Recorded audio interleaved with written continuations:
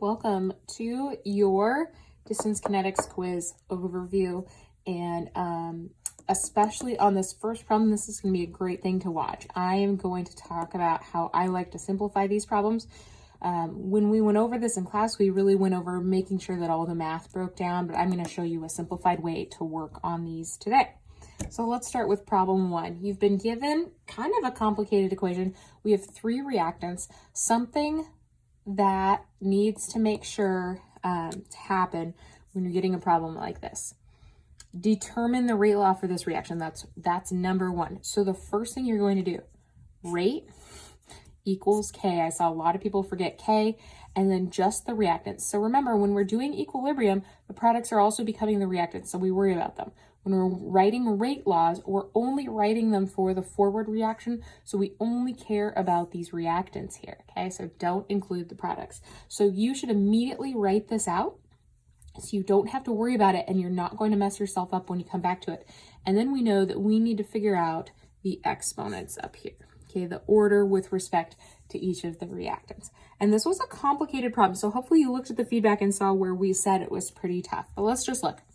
We have, this is the Br minus, this is the bromate, this is our hydrogen ion, and then here's the rate. Okay, so we see some different things going on. Here, the bromide ion is being held constant in three places. So the first thing I would do is just look, is there a place where this is changing? I can only pick trial 2 and go with another trial. Look at if you do trial 1 and trial 2. 0.05 is held constant, 0.1 is held constant. So that one's pretty easy, so we can identify that. So the way we do that is we say, okay, bromide doubled, okay, it went up by 2. What happened to the rate? Well, look at the rate. It also went up by 2. So I don't do that much complicated math. I just say, okay, what exponent is 2 to the power of, right, to be 2? Well, it's 1, okay? So we are first order with respect to bromide ion. Okay, that one's done. Let's see if we can find a different one. And what's another one that might be straightforward? Well, looks like if we go from 1 to 3, we are again seeing things being held constant, right? So when we go for the bromate here, it goes up by a certain amount. And then here, this is held constant, and this is held constant. And then this goes up by a certain amount, right? Okay, so how much is this going up by? And if you're not sure, I don't think I have my calculator. I don't think I brought it home. Who knows? Okay, and so if we're just gonna do this, I would do this on my calculator, and you're not sure. Your mind is blanking. You're like, I can't do this kind of math right now. My brain's having a hard time. What you're going to do, you're just going to take that 0.0075, okay? See how many times 0.005 goes into it, okay? I got 1.5. Nice, not too shabby. Now here, let's see. Same thing here. You might not immediately see the relationship on the exam, so you just take the bigger number, divide it by the smaller number. When I do that, I get that it's 1.5. So 1.5 to the power of what? 1, right? Equals 1.5. So we've now figured out that the bromate is to the first power. Okay, now we're kind of having an issue. This is the toughest part. So there is no change here where everything else is held constant. So if we go first to fourth for the hydrogen ion, first to fourth is constant in bromide. It is not constant in bromate. Same thing here. This is going to change both bromate and bromide. That seems like kind of a mess. And then this one is going to change the bromate, not the bromide. So you can pick any single one you want. I might just go with this last one here, just see what happens, okay?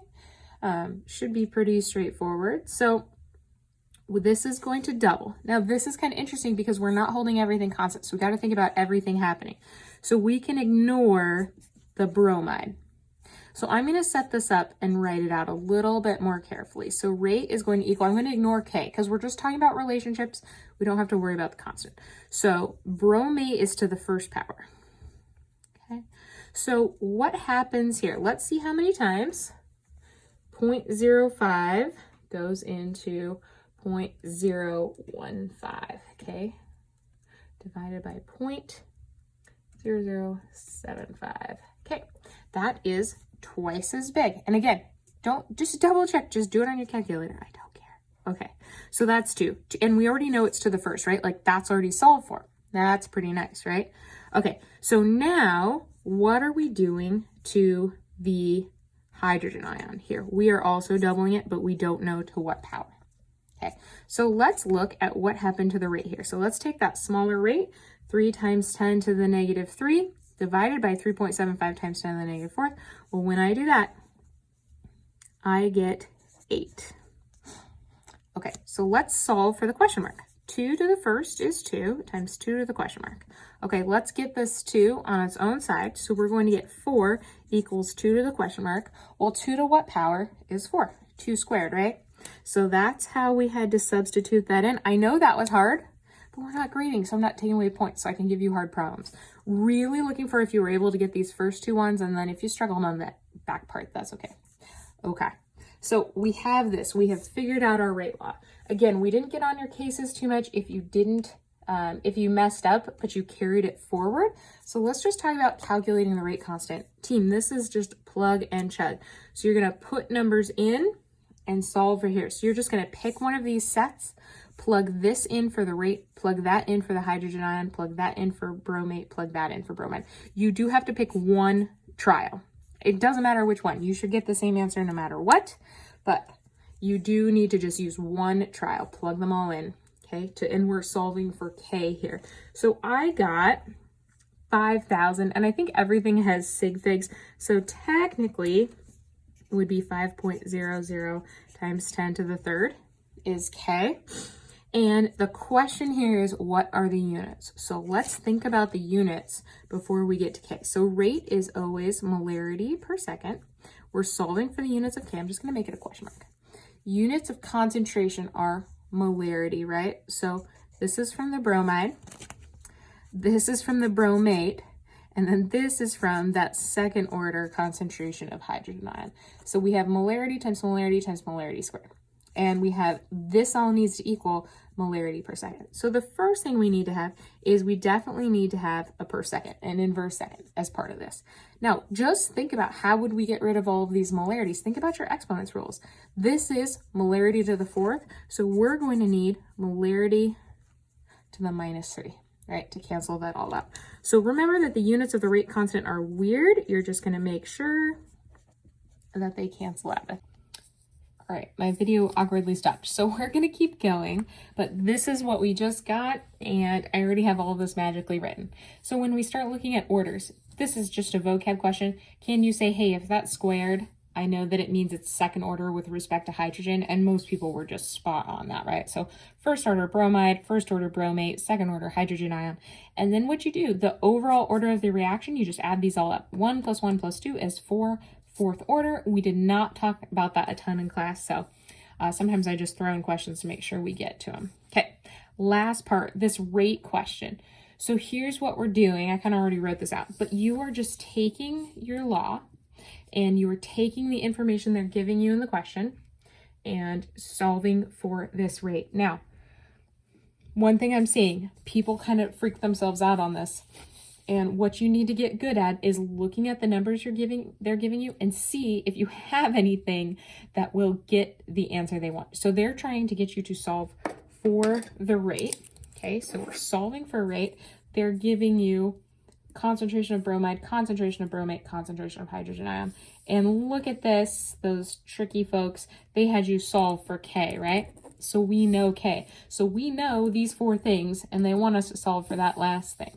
They do this all the time. It really should come together for you pretty well. So I plugged in my K, concentration of bromide, concentration of bromate, concentration of hydrogen ion. Don't forget to square it. When I did that, my calculator popped out 12.5 molarity per second, which I then rounded to 13 because these are all 2 sig figs. Let's do question 2. So 2A, describe the 2 factors that determine whether a collision between molecules of A and B results in a reaction. So the 3 factors of collision theory always are 1, to actually have a collision, which they already gave us there. Okay, so then after they collide, what needs to happen? Well, it needs to be in the correct orientation, and that's the correct language for that, and it needs to have enough force. So that's all we need for that question. Correct orientation, enough force. And that's exactly how you want to say that. All right, so let's keep going. 2B. How would a decrease in temperature affect the rate of the reaction shown above? Explain your answer. So this is one of those where you have to decide. There are 3 things that could happen. It could speed it up, it could slow it down, or nothing could happen. So hopefully you know that reducing the temperature will slow the rate of reaction. And I think as we get into equilibrium, there's been some confusion there. You're like, okay, but then if it's exothermic, if it's endothermic, it will slow the rate of reaction both directions in equilibrium. It just has a greater effect on one direction than the other. And so this will always slow the rate. Do not think about equilibrium. If they ask you specifically about rate, we're just in kinetics, okay? So it will slow the rate of the reaction, exclamation point. And the question is, explain, like, why would it do this?